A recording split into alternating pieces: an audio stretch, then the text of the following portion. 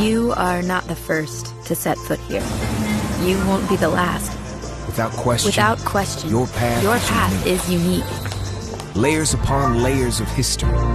How will your story be told?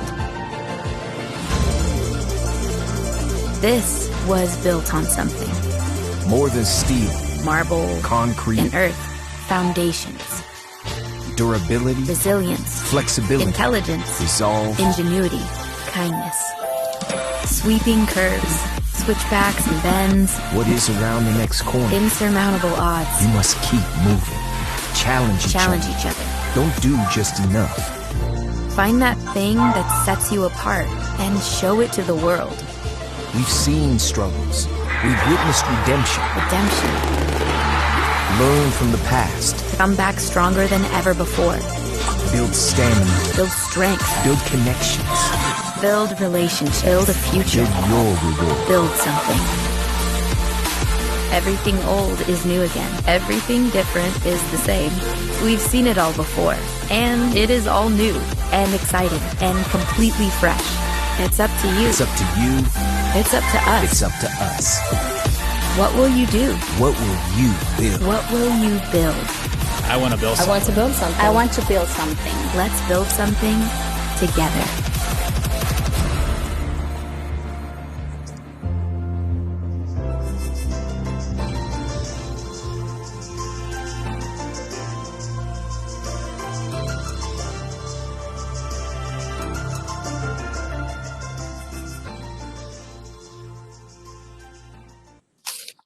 Good afternoon, everyone. My name is Audrey Gerlach, and I am the Director of Executive Office and Strategic Initiatives at the Downtown Cleveland Alliance. Thank you for joining us for the 2019 Downtown Cleveland Alliance Annual Report Release webinar.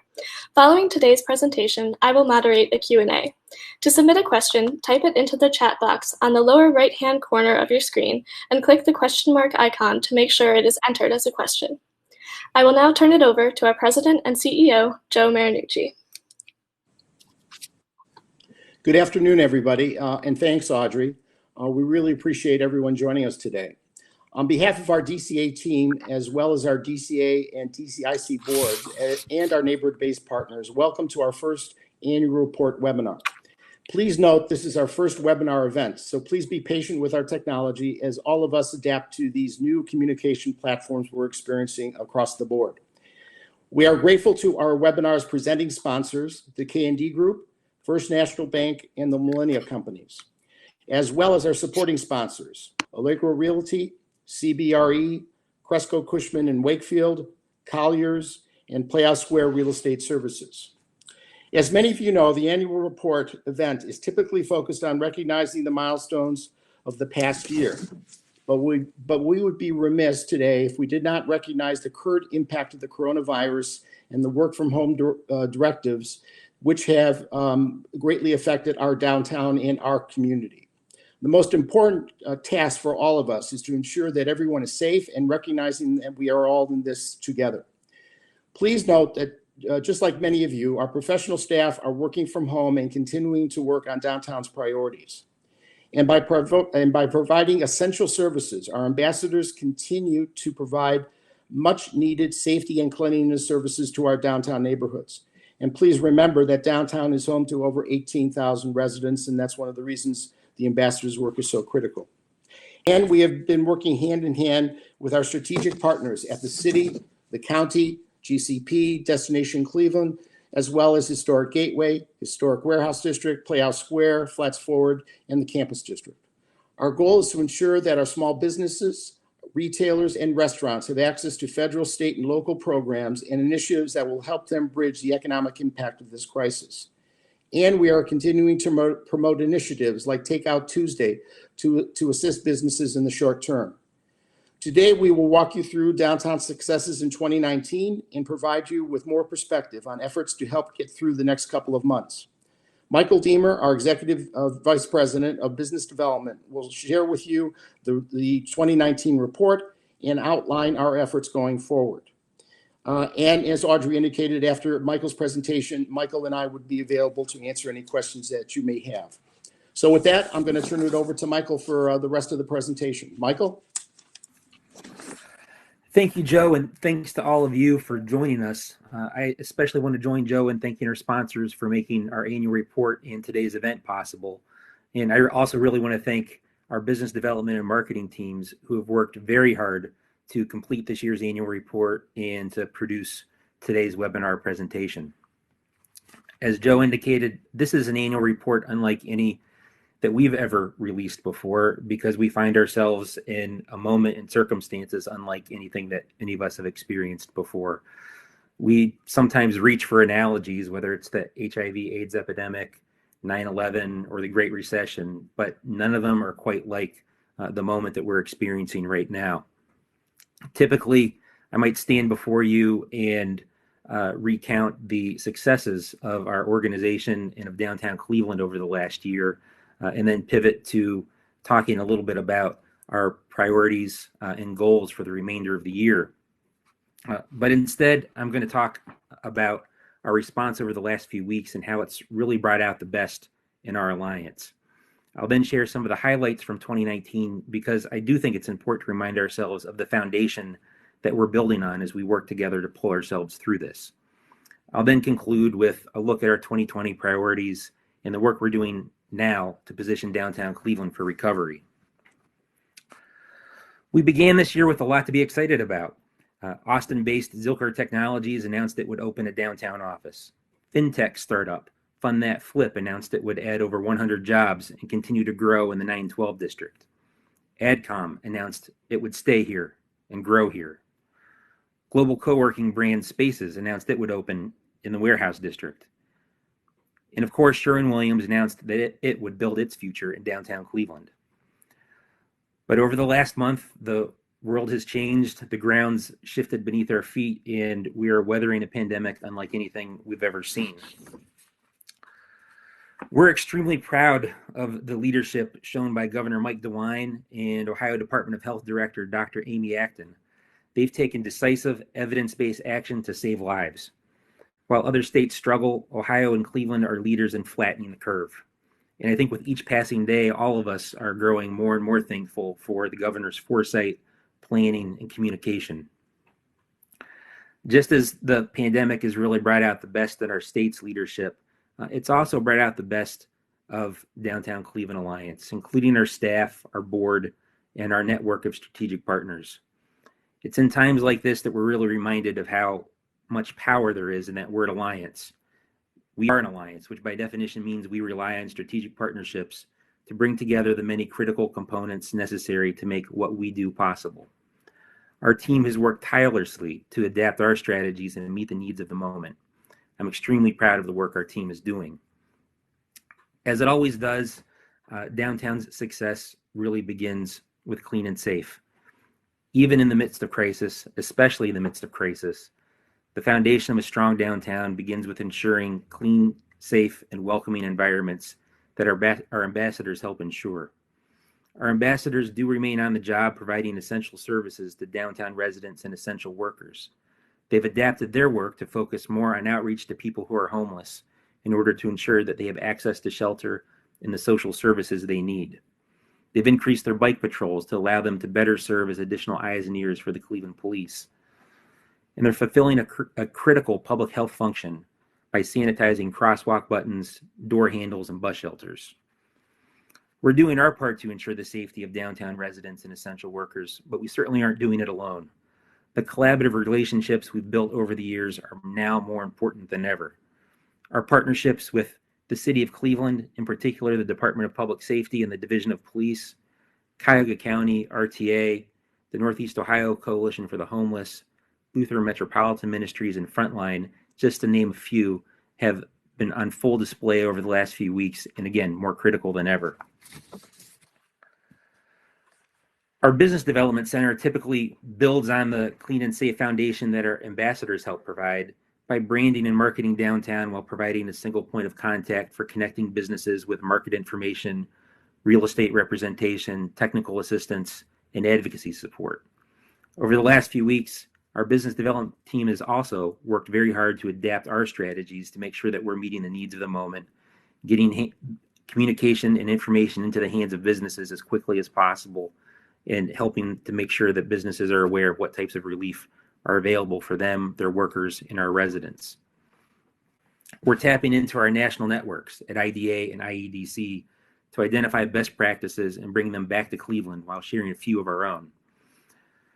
To support open retailers, restaurants, and bars, we're collaborating with the City of Cleveland, Destination Cleveland, Neighborhood Community Development Corporations, and Councilman Kerry McCormick to support places like Heinen's, Constantino's, and Simply Food that are open and need our support. We're working with our bars and restaurants that remain open for carry-out and delivery with all of the aforementioned partners to launch Takeout Tuesdays to urge downtown area residents to support downtown area restaurants and bars during this time. We're advocating for relief for downtown businesses, working to communicate the availability of new resources as they become available and providing technical assistance to help them access those resources. We've worked very closely with our local governments that have responded very quickly over the last couple of weeks. The City of Cleveland, for example, immediately moved to defer payments for 6 months on economic development loans. We've worked closely with Cuyahoga County, which just earlier this week launched a small business relief program. We're also working to be smart with our time and resources. Rather than invest in creating new platforms, we've linked our existing platforms to partners like the state, county, city, Destination Cleveland, and GCP. As an example, we're collaborating with the Greater Cleveland Partnership's new In-Gear platform to share updates about new resources and programs that are available at all levels of government, to survey downtown businesses, and to better inform our advocacy work. We know that our key value add as a downtown organization is quick communication with our stakeholders and understanding the unique needs that downtown businesses face. Just this past Friday, as an example, Congress enacted the CARES Act, which our business development team is combing through to provide assistance about programs and resources that can help meet the needs of downtown retailers, office tenants, as well as multi-tenant commercial, residential, and mixed-use buildings. We're responding as nimbly as we can to a constantly changing landscape. Just yesterday, Governor DeWine issued an executive order on commercial evictions and foreclosures. Our team swiftly communicated it to key stakeholders, and we're working to understand how it will impact downtown property owners, businesses, and residents. Our executive team remains at the forefront of advocating for new resources, and our entire team is devoted to communicating with and assisting businesses. We've also been truly inspired by the adaptability and generosity and ingenuity of downtown businesses, landlords like Bedrock and others offering free rent to retailers, banks offering flexibility on loan repayment terms and declining to pursue foreclosures, Sherwin-Williams donating masks to Cleveland EMS, and Cleveland Whiskey manufacturing hand sanitizer for the Cleveland Clinic. We're going to need this ingenuity, generosity, and adaptability to get through this together. At DCA, we're moving forward knowing that we've built a strong foundation and deep relationships with all of our strategic partners, including many of you. And we know that we have a strong foundation from 2019 to build on. And I'd like to talk a little bit about that foundation and some of the things that we achieved in 2019 and that we can draw upon once we get through the pandemic. In 2019, our ambassadors assisted over 45,000 people. They conducted over 19,000 business contacts and picked up nearly 700,000 pounds of litter. They provided over 1,500 safety escorts and removed 2,600 graffiti tags, and they resolved over 1,200 panhandling situations. We're very grateful for the support of property owners who banded together in the aftermath of the post-9/11 recession to create the Downtown Cleveland Special Improvement District. That investment has allowed our Clean and Safe ambassadors to enhance the pedestrian experience in downtown for the last 14 years and helped create an investment-ready environment. Our business development team conducted over 100 one-on-one business attraction, retention, and expansion meetings. Our collaboration with key strategic partners was on full display during Major League Baseball All-Star Week, when we partnered with Jobs Ohio, GCP, TNEO, Amazon Web Services, and NAIOP of Northern Ohio to host half a dozen national site selectors for a familiarization tour, a private luncheon with Governor DeWine, and roundtable discussions. Our team was also instrumental in helping startups like TPA Stream and global brands like Geometry and London Stock Exchange Group choose downtown Cleveland as their home. And we're once again grateful for the decision that property owners made in the depths of the Great Recession 10 years ago to invest in creating a business development center. We're similarly grateful to our corporate partners and our philanthropic partners, especially the Cleveland Foundation, the George Gunn Foundation, the Kent H. Smith Charitable Trust, and the Kelvin and Eleanor Smith Foundation for their support in matching the investment that property owners have made. We also rely heavily upon our real estate advisory group, many of whom are sponsors of today's event. Our collective efforts have paid off. Since the end of the Great Recession and the launch of our Business Development Center, downtown Cleveland has had 13.8% private sector job growth. Over the last 5 years alone, over 30 suburban companies have relocated or expanded into downtown Cleveland, bringing over 3,500 jobs. Last year alone, 44 office tenants signed leases to relocate, expand, or recommit to downtown, leading to the retention and creation of over 3,000 jobs. This employment growth has helped the office market increase occupancy by 210 basis points over the last year, and Class A occupancy has remained a strong 88.2%. Even after adding nearly 1,000 new and renovated apartments, downtown averaged 90% occupancy for the year and an average rental rate per square foot of $1.58. We ended 2019 with over 1,000 units of housing under construction and project that by the end of 2020, we'll reach 20,000 downtown residents. I think it's also important to note that our 2018 housing study had found that the downtown housing market is absorbing about 420 apartments per year, so we can expect a little bit of a drop in occupancy rates over the next 12 months or so as we add new units and those are absorbed. In the hospitality market, we ended 2019 with 67.5% occupancy, an ADR of $152.90, and revenue per available room of $102.40. We know those numbers look different right now. We know our hotels are hit hard, that the people who work in our hotels are being hit hard by the economic impact of the pandemic. But we know we have a foundation to return to from 2019, and we're very committed to working with our hotels, the property owners, the general managers, and all of our strategic partners to build on 2019 successes and ensure a stronger future once we get through the current pandemic.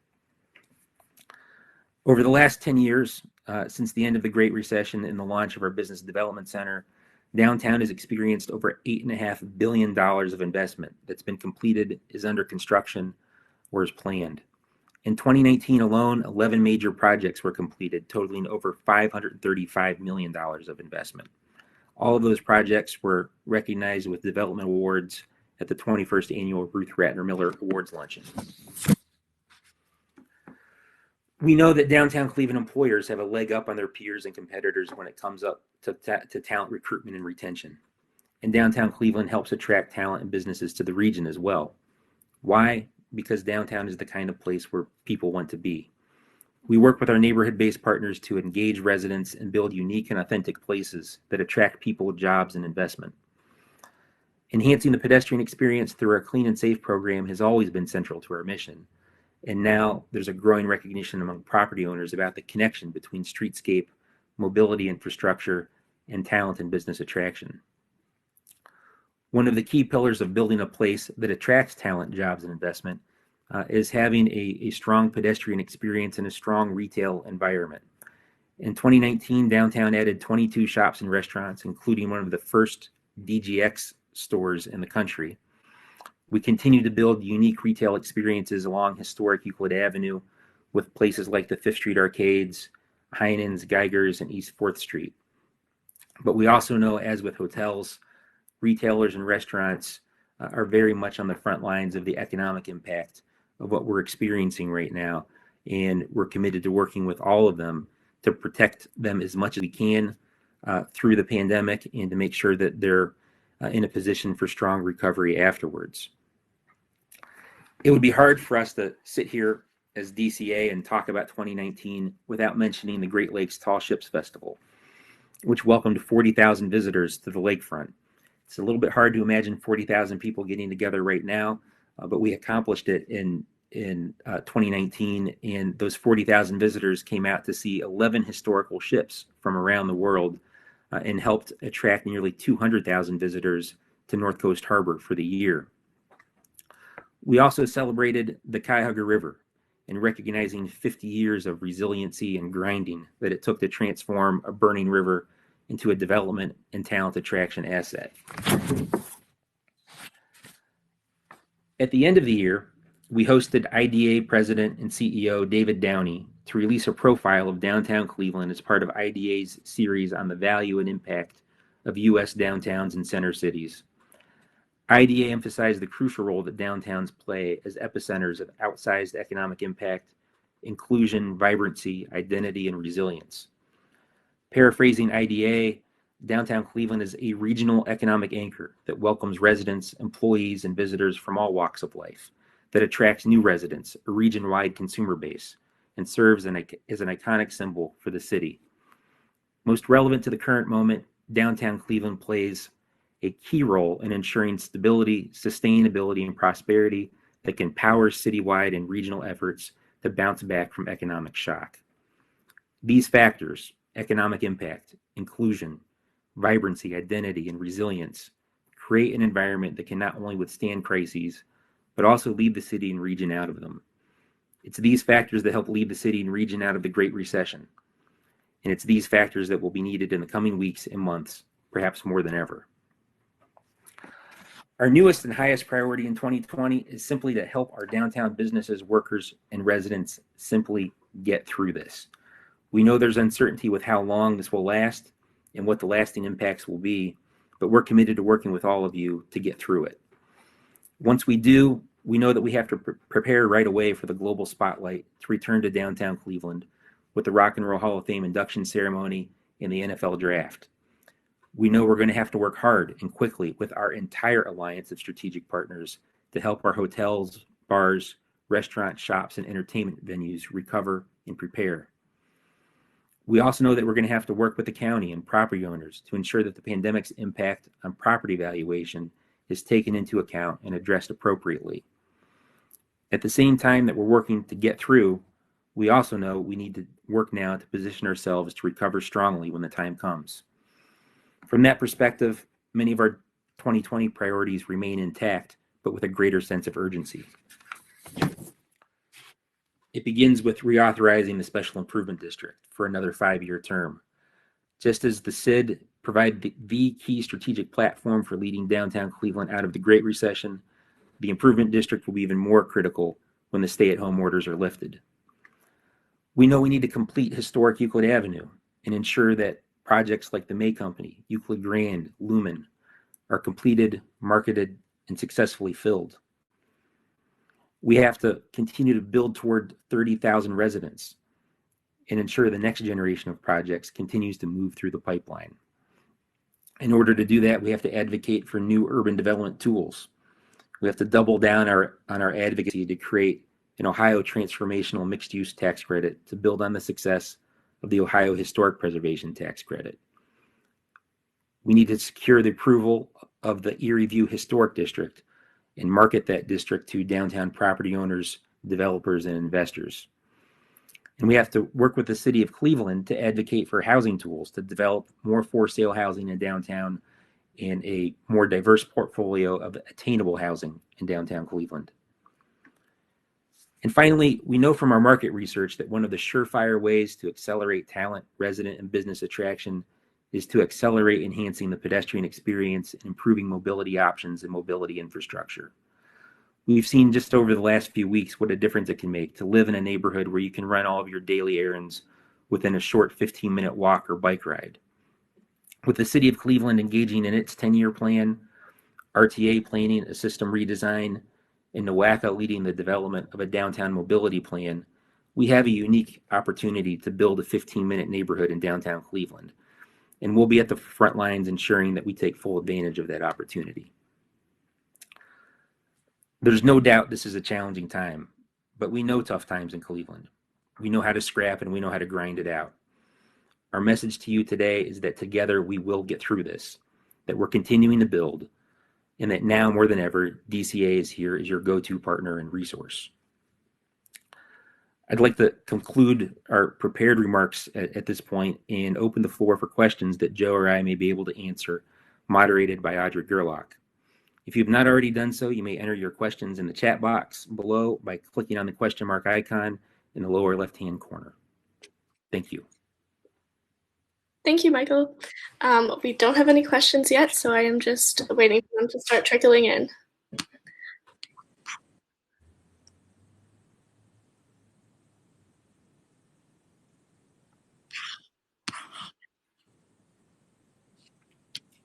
It's a fairly quiet group.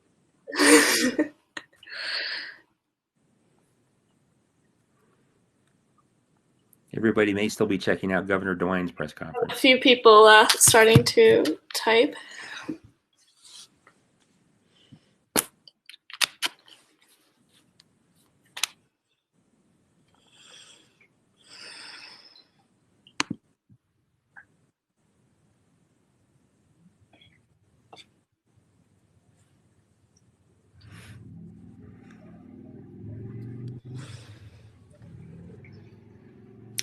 I'll ask the first question while we wait. Michael, you mentioned that we are looking to reach 30,000 residents by 2030. Can you talk a little bit more about that? Sure. As I mentioned in the presentation, we do anticipate reaching 20,000 residents by the end of the year. We estimate in the annual report that the downtown population currently sits at about 18,500. Once we hit 20,000 residents, the next goal that we had set for ourselves is to reach 30,000 residents by 2030. And the key there is really to making sure that the pipeline of projects continues to be nursed, and that once we complete projects that are underway, that we have more projects in the pipeline to replace them. And the other piece of it, I think that's key, is working with our downtown employers to make sure that we have more downtown employees taking advantage of the live-work opportunity that downtown offers. Our housing study of just over a year ago really found that one of our greatest growth opportunities to grow the residential population is capturing more of the downtown workforce to live in downtown. That's great. And if I could add, Audrey, to Michael's remarks, we also know that one of the steps we need to take, as recommended by the study, is to encourage more for sale housing in downtown. And we're pleased that the Knez Group is doing some fee simple townhouses over in the Avenue District at 13th and Superior. And we look forward to nurturing additional projects like that, or more traditional ground up opportunities for new housing. But we think that that's going to be vitally important as well. Awesome. Thank you. Our next question comes from Mark Lamon. How have you had to adjust your SID renewal strategies? Well, let me tackle that. Essentially, I guess the best way to characterize it is, over the last 3 weeks, it's become much more difficult to engage in conversations surrounding the renewal. Now, having said that, we are, as I mentioned in my opening remarks, working from home. We are having that dialogue. We are working with property owners to secure signatures. And as you can appreciate, it's a little bit more difficult to get people's attention, especially for out-of-town owners, who may be in a position where they're trying to manage multiple properties across a number of cities, whether it's in the Midwest or other parts of the country. So for us, it's continuing to push from a due diligence perspective and to work to ensure that we're going to be able to secure the petitions and move forward with the city of Cleveland. Now, the other thing that's also true, I think, as everybody knows, is the city is more limited in terms of their capacity. But we fully envision that, again, as the next couple months unfold, we will still have enough time to work with the city to pass the enabling legislation to allow the special improvement district to be renewed. Great, thank you. We have a nice comment from Tom Einhaus. Like to share? Not a question, but a comment. Ed, Steve, and our team on the streets are doing a terrific job. We're so grateful that they show up each day, keeping things safe and clean. Thank you, Tom. And just to augment that, we've had great support from the ambassadors. Again, not only providing service, as I mentioned, to the downtown community, but they continue to provide services to a number of Cleveland neighborhoods. I think many of you know that we provide those services on a contract basis and working in collaboration with those neighborhoods, whether it's Gordon Square or out to the Van Aken properties in Shaker Heights. We continue to work with the ambassadors and provide them support. Great, thank you. Looks like we might have another couple questions incoming.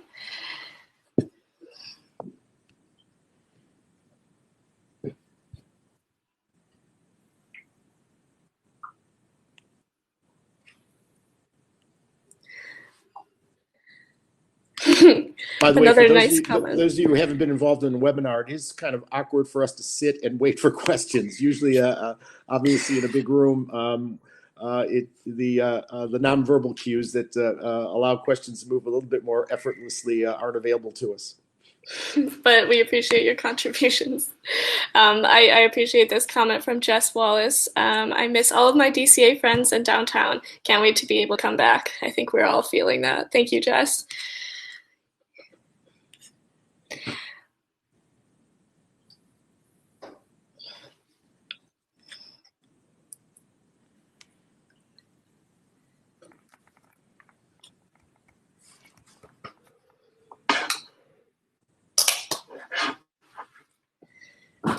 Michael, you talked a little bit about in your conversation about the Value of Downtown report, some of the value of placemaking in advancing downtown. Can you talk a little bit more about what that means?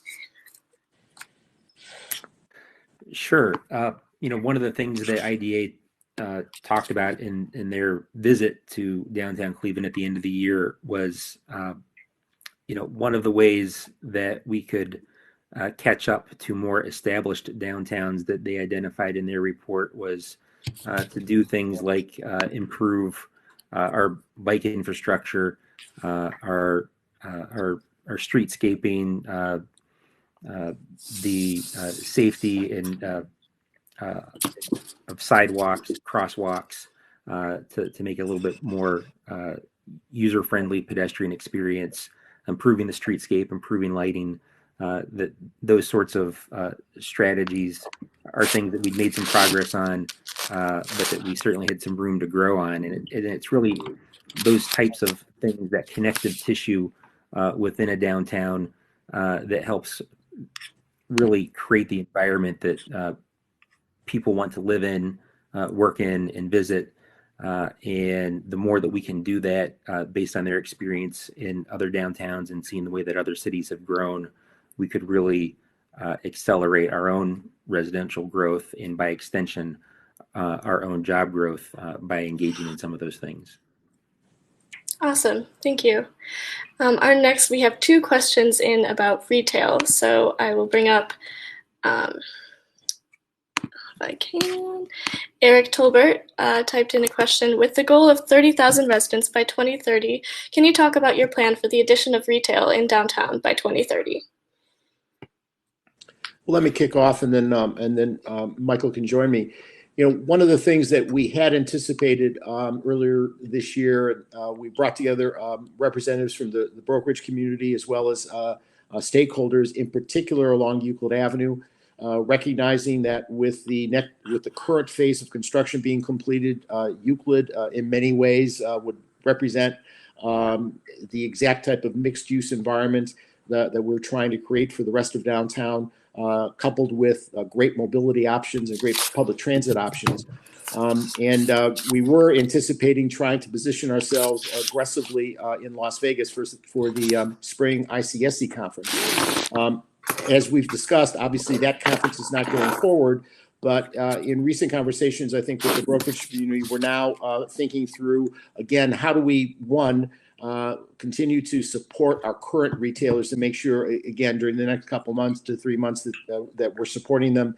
And in fact, they could come back after the pandemic and continue to provide services in downtown. But we're using this additional time to kind of position some of the things from a demographic perspective we're going to need as we talk about not only Euclid Avenue, but the rest of downtown going forward. So things like, how do we define the trade area? How do we provide additional perspective for retailers once they re-enter the market? And Eric, to your question, we know that as we surpass 20,000 residents in downtown, we're going to get more attention from retailers. The key is to provide them then the research and the demographic information that will allow them to make a positive decision. And again, it's more than downtown. It's the neighborhoods surrounding downtown in conjunction with downtown that will allow us, I think, to present a strong story as to why a retailer, a national retailer or a regional or local retailer would want to consider downtown. So again, we really feel as more downtown projects come online and more there's more population in downtown, we're going to see more activity and more interest in downtown. And again, we're going to use this pause button, for lack of a better way to define it, to really position, again, that research and the demographic material. Great. Thank you. I have a great question here to end on, a forward-looking question from Jonathan Stone. Once we've made it through the pandemic, what challenges might retail, restaurants, and hotels face as they return to normal operation? Well, I'll kick that one off as well, and Michael, please join me. As we've all experienced over the last number of weeks, one of the challenges is going to be what does it mean to return to normal, and what type of time will it take to return to normal? I think at some point we'll be in a position where the stay-at-home directives will be lifted, but at that point, remember that we still will have hotels that are not fully staffed. We'll have restaurants that aren't fully staffed. So working with them to then begin the process of how do they begin to create capacity, how do they incrementally open operations, how then the market responds to those openings and those opportunities. What we are seeing is a lot of what I would call interest in the last part of the year, and a lot of meetings are being repositioned to that time frame. The challenge is that obviously there was a lot of activity already planned in the latter part of the year. So what we really need to do, again, is to maximize as much as we can those opportunities, but recognizing there is going to be an evolutionary process in terms of getting back to normal, and recognizing, again, that we need to work with our small businesses in particular, our hotels, our retailers, our restaurateurs, in helping them navigate that process.